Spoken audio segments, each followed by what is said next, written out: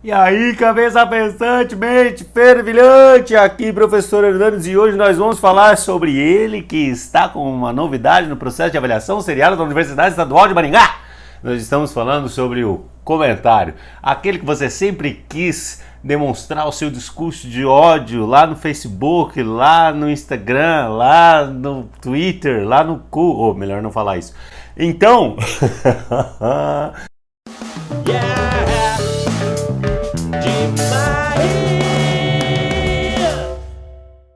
Vamos falar sobre comentário, né?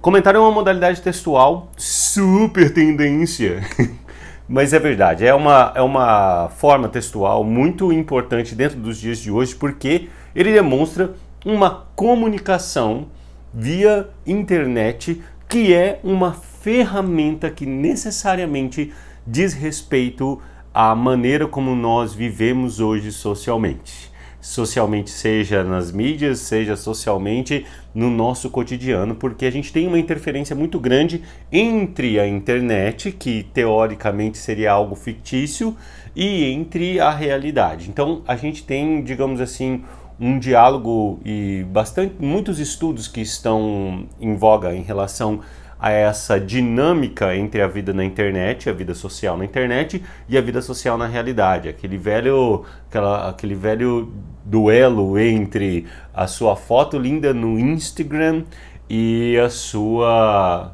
depressão dentro de casa. Ou ainda, né, aquele comentário odioso no Twitter e aí de repente a pessoa não tem coragem de falar nada para outra pessoa ao vivo. Então, é importante a gente discutir e a gente também ter um parâmetro ético para escrever um comentário. E como vai cair no vestibular, você já sabe que isso vai exigir de você determinada formalidade, uma linguagem universal, por exemplo, uma linguagem que chegue até as pessoas com as quais você quer dialogar ou com quem você está estabelecendo uma comunicação no seu comentário.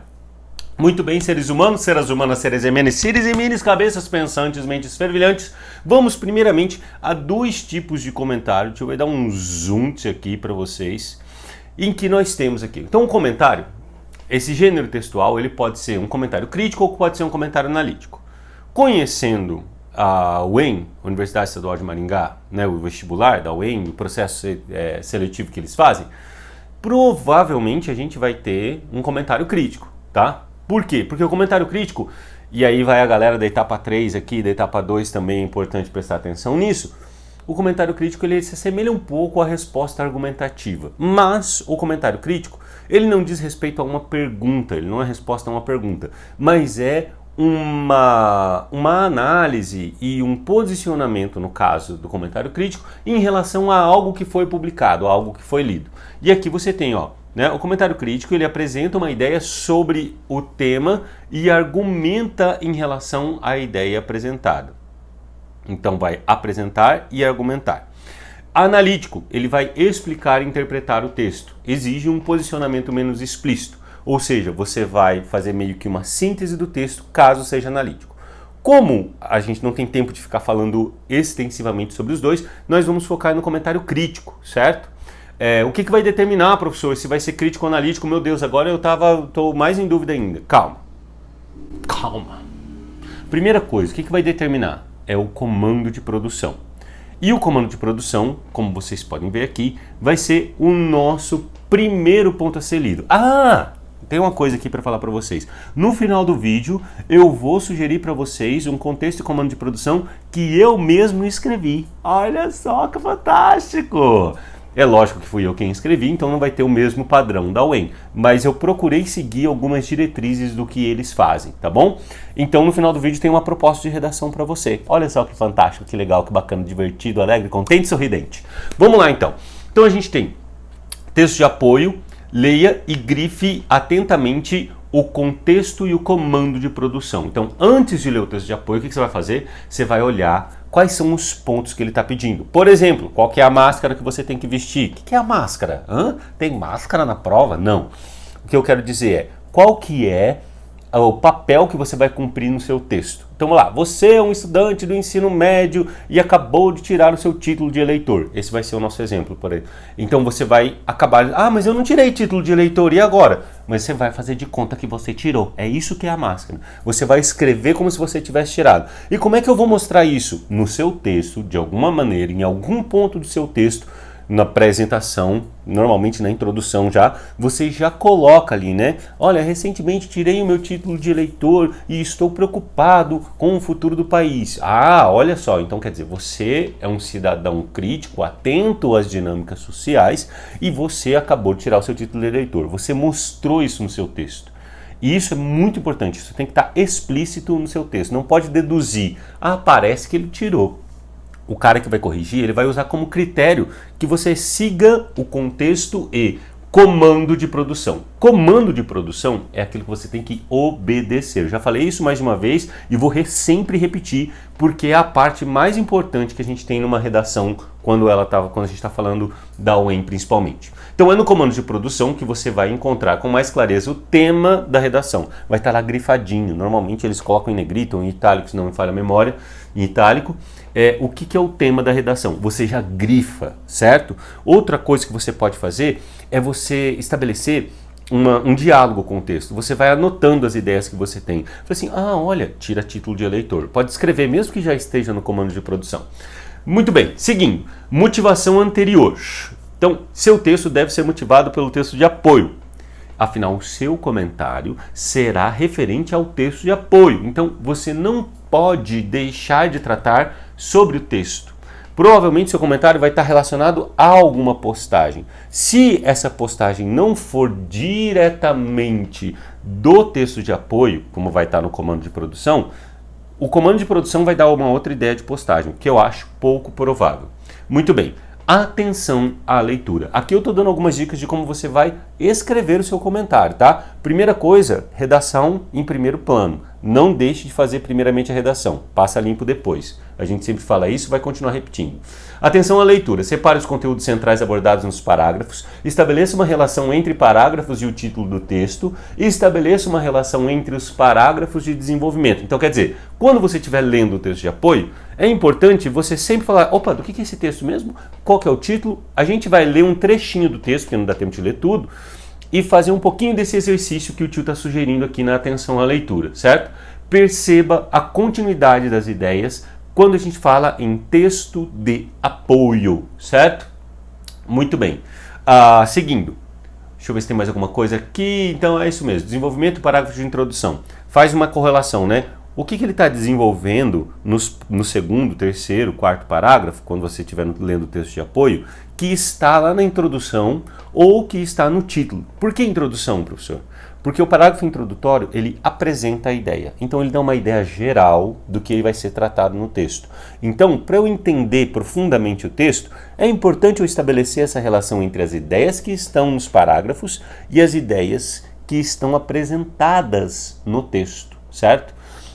Só uma coisinha, antes de mais nada, quando você estiver fazendo a leitura desses parágrafos, é importante você colocar as ideias centrais. O que são as ideias centrais? Pensa numa frase, certo? Ou pode ser uma frase sua, ou uma frase que está escrita no texto, que resume a ideia daquele parágrafo. Então, aquele parágrafo ele apresenta dados para comprovar uma ideia. Pronto. Eu vou escrever isso ao lado. Lembra daquela ideia do diálogo que eu falei no contexto de comando de produção? Você vai fazer aqui no texto de apoio. Professor, precisa mesmo isso? Sim. Sim, precisa, porque o texto de apoio ele é um ótimo exemplo do tema que está sendo desenvolvido no comando e no contexto de produção. Então, aquilo que ele pede no contexto e no comando, o texto de apoio é um exemplo. Por que ler primeiramente o comando? Porque daí você já vai com o tema da redação para ler o texto de apoio e sabendo que você vai ter que escrever sobre aquele tema, tá bom? Então, ter tranquilidade nesse momento e seguir este processo de leitura que eu estou falando para vocês. Leia o comando de produção, leia parágrafo por parágrafo e resuma a ideia de cada um deles, tá bom? Seguindo, vamos lá, depois vocês me contem o resultado de vocês aqui nos comentários, por favor, como é que vocês foram na prova. Principalmente se cair comentário, tá? Retomada do tema proposto, a partir dos grifos e anotações feitos no texto de apoio. Estruture o seu comentário. Então aqueles grifos que você fez no texto, das ideias centrais, aquele diálogo que você estabeleceu, a hora que você está lendo, você, opa, nossa, lembrei da minha tia. Escreve que minha tia ela fez um comentário uma vez e depois ela foi banida do Facebook. Opa, beleza. Então você coloca ali, né? Sua tia talvez tenha usado até o Orkut. Daí você anotou ali, a minha tia foi banida, etc. De repente, você pode usar isso no seu comentário, né? Que as pessoas devem se respeitar no momento de comentar para que elas não sejam banidas das redes sociais.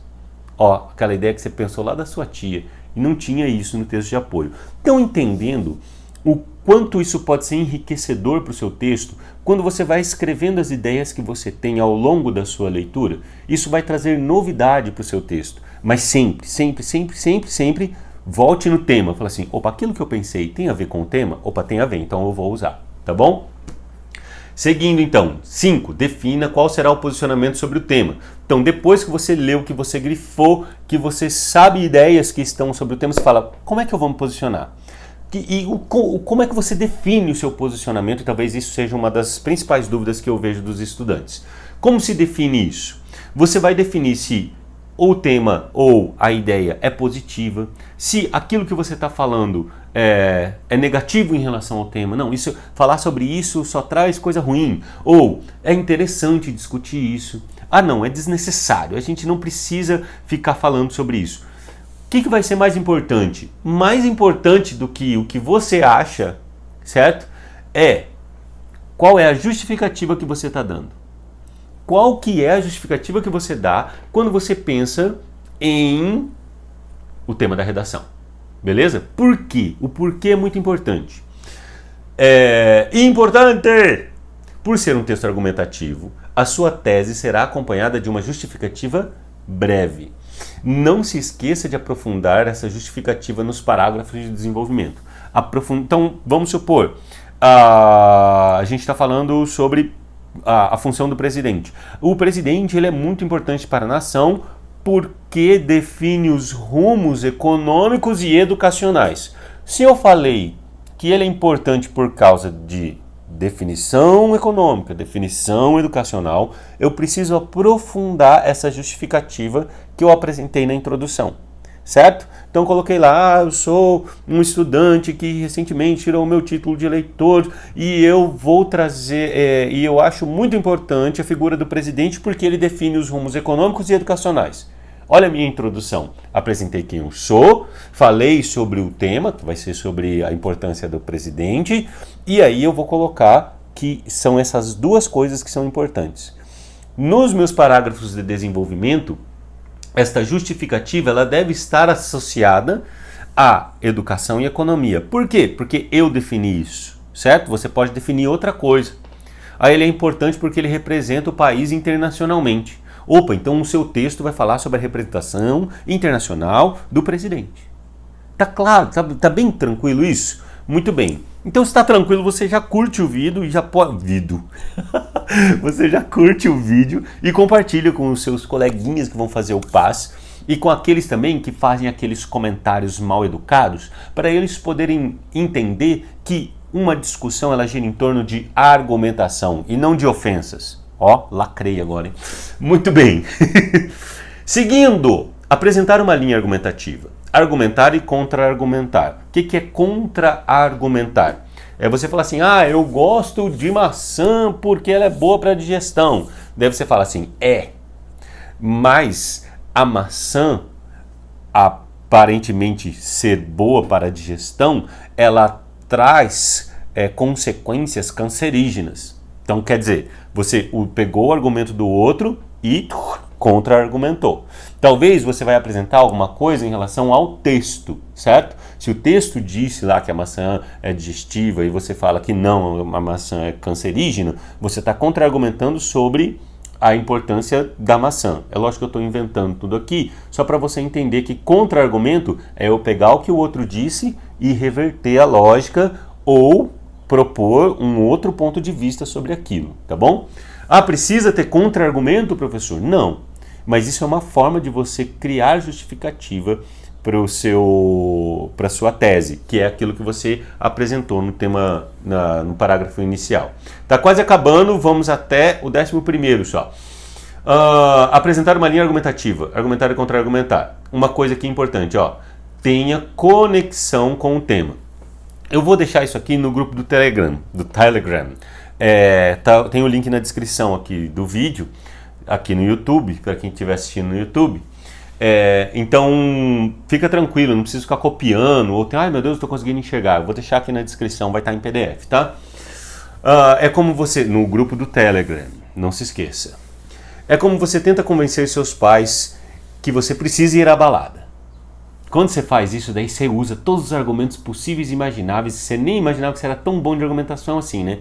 É essa a ideia, defender, justificar um tema. Quando a gente fala de um comentário argumentativo, é você trazer essa relação de defesa de um ponto de vista. Não, eu tenho que conseguir convencer a pessoa que está do outro lado de que o que eu estou falando é muito relevante, é muito importante. Beleza? Então aqui eu tenho mais alguns exemplos de argumento, como causa e consequência, exemplos de situação em que isso aconteceu, a lá da sua tia, né? Sua tia foi banida, aquilo era um exemplo. A apresentação de ideias de pensadores, se você conhece algum filósofo, algum pensador que você já tem uma facilidade em correlacionar a explicação que esse pensador dá do mundo, ou algum fato histórico, você também pode utilizar como exemplo para justificar, sempre pensando na justificativa da sua tese, da sua ideia inicial. E não se esqueça, utilize elementos coletivos para retomar as ideias que foram apresentadas no texto de apoio, porque provavelmente o seu comentário vai ser sobre o texto de apoio, ou retomar ideias que você mesmo apresentou. Então, quando você estiver se referindo ao texto de apoio, você vai falar sobre o autor, você vai falar sobre o título do texto, você vai falar sobre o texto abordado, né, o texto em questão. Então, o meu comentário é sobre o texto em questão. Isso vai dar coerência e coesão. O que é coerência? O que fala sobre o tema. E coesão é como eu ligo uma ideia com a outra. Isso vai demonstrar assim, ele está seguindo uma linha de raciocínio. O mais importante, né, na hora que você estiver estruturando o seu texto, fazendo aquele rascunhão assim, que é pensando, como é que eu vou dizer isso? É você manter uma linha de raciocínio. Qual é a linha de raciocínio do meu texto? Continuando, então elementos de coesão, eles ajudam a ligar, a conectar as ideias entre os parágrafos e entre o tema do texto de apoio. E o texto de apoio, lembrando, ele é um bom exemplo de temática. Seguindo, vamos a provável que. É provável que o contexto apresente uma situação da internet. Como assim? Se é um comentário, como é comum este gênero textual estar associado à internet, o contexto de produção ele pode ser a internet. Você lê uma notícia no site tal, você lê uma publicação numa rede social. Então, o contexto de produção ele pode estar associado à internet. Então, ela é um suporte interativo. O que é um suporte interativo? Você escreve um comentário, outra pessoa pode escrever outro. Ou você está dialogando com o autor do texto. Então, você pode estabelecer uma determinada proximidade respeitosa com o autor do texto ou com um outro comentário que você estará rebatendo. Vai depender tudo do contexto de produção que você vai grifar e vai identificar todas essas informações. Ter uma linguagem adequada, respeitosa, eu escrevi errado aqui, mas está só fora da ordem. Os leitores estarão atentos à produção, por isso é importante grifar e retomar o contexto na elaboração do comentário. O número de linhas do seu texto provavelmente deve ser 21 linhas, até onde a gente sabe. Foi o que aconteceu nas edições anteriores. Se forem 21 linhas, você pode fazer 3 parágrafos de 7 linhas, introdução, desenvolvimento e conclusão. Eu sugiro que faça 4, porque fica mais claro, mais objetivo. Se eu fizer 3, eu vou zerar? Não, certo? Seguindo o contexto e o comando de produção, de novo, vocês vão bem, certo? Sigam o que estiver sendo pedido. 7, se for parágrafo de 7, ou 4 parágrafos de 5 linhas. Beleza? Professor, mas 4 vezes 5 é 20. Então, daí sobra uma linha para você poder fazer, ou às vezes um parágrafo com uma linha a mais e etc. Professor, coloquei uma palavra só fora do texto. Não faça isso. Siga o máximo ou o mínimo de linhas estabelecidos. Combinados? Então, seres humanos, Eu gostaria de agradecer a Lorena, que pediu esse vídeo sobre comentário. Curtam, compartilhem, inscrevam-se no canal, ativem o sininho e mostrem para outras pessoas que estão fazendo o processo de avaliação seriada esse vídeo para que a gente possa crescer. E se eu acertar o tema que eu vou apresentar para vocês agora, meu amigo, vocês podem me fazer chegar a 100 mil, hein? Bom, aqui a conclusão. Reforce sua tese, repita as palavras, retome os argumentos, repita com outras palavras, né, a mesma ideia. E aqui eu tenho o contexto e o comando de produção. Repetindo, esse documento aqui vai estar no grupo do Telegram, que eu tenho o link aqui na descrição do YouTube. Contexto de produção. Período de eleição é um momento de alvoroço e discussões entre os cidadãos que estão empenhados em lutar por um candidato. Com frequência, somos levados a ler discussões que não são tão educadas entre eleitores de diferentes candidatos. O que esse contexto de produção está dizendo aqui? Você deve ser educado, certo? Indiretamente ele disse isso. Então, né, mantenha certa polidez. Considere que você, um cidadão que se preocupa com a política e com a sociedade, e acabou de tirar o seu título de eleitor. E essa será a primeira eleição que você vai votar. Você leu o texto acima em uma publicação e, ciente da importância de se discutir a função de um presidente, escreve seu comentário expressando sua opinião sobre a importância do chefe do executivo, o presidente. Para tanto, apresente argumentos coerentes e apresente uma proposta de conscientização de eleitores. Olha só, eu pedi, está aqui no contexto, conscientização dos eleitores. Então, para que os leitores se tornem mais conscientes, você precisa obrigatoriamente colocar isso no seu texto. Isso conta ponto, se tiver no contexto de comando de produção. Argumentos coerentes. Então, você tem que estar defendendo um ponto de vista que seja coerente com o que você está propondo. Vamos lá. Eu tirei esse texto aqui, o link vai estar também no documento, que é um texto da Guia do Estudante, o que faz um presidente e como escolher o seu candidato. O chefe do executivo tem muitas atribuições, mas deve dialogar com todos para tirar os planos do papel. Então, o texto trata sobre isso, beleza? Esse é o nosso texto de apoio que eu vou deixar para vocês. O que faz um presidente e como escolher o seu candidato. Aí aqui tem, como é que eu vou fazer aquele grifo que eu estava falando para vocês? Vocês vão fazer da seguinte maneira, ó, e eu só vou falar sobre o primeiro parágrafo, tá bom? Não é novidade. O voto presidencial que mais mobiliza os brasileiros. Um levantamento do Instituto Opinião, feito em agosto deste ano, mostrou que 83% dos entrevistados decidiram com bastante antecedência o voto para presidente. Então, quando você tem 83%, isso é um dado, ou seja, uma maioria grandiosa, mais de 80% da população foca no presidente, certo? Ah, professor, mas eu acho que o poder legislativo também é importante. Eu também acho, mas o texto fala sobre a importância do presidente. Então é esta a importância que você tem que levar em consideração, beleza? Cuidado para não fugir do tema, para começar a falar sobre vereador ou sobre legisladores, deputados federais, deputados estaduais ou senadores e fugir do tema. É isso que você não pode, por isso que eu falei, foca no tema, a gente tende a seguir um fluxo de consciência. E aí você tem aqui, feito em agosto, em 2018 não foi diferente, e apenas 12% deixaram para escolher seu presidente no dia da eleição, segundo a pesquisa Datafolha. Mas será que todo mundo sabe exatamente o que um presidente faz? Então você vai anotar lá, as pessoas se preocupam muito com o presidente, isso se reitera em várias eleições. Essa é a ideia central desse parágrafo. A população brasileira se preocupa muito com o presidente, com o voto para presidente. Pronto, anotou isso? Parte para o parágrafo seguinte. Esse é o cargo mais alto da República, mas o eleito deve trabalhar conjunto com os membros do Executivo, como governadores, e representantes do Legislativo, como Congresso. Para fazer cumprir as promessas feitas em campanha, essa negociação deve ser ainda mais importante para quem vai assumir a faixa presidencial em 2023. Esse texto foi publicado antes da eleição.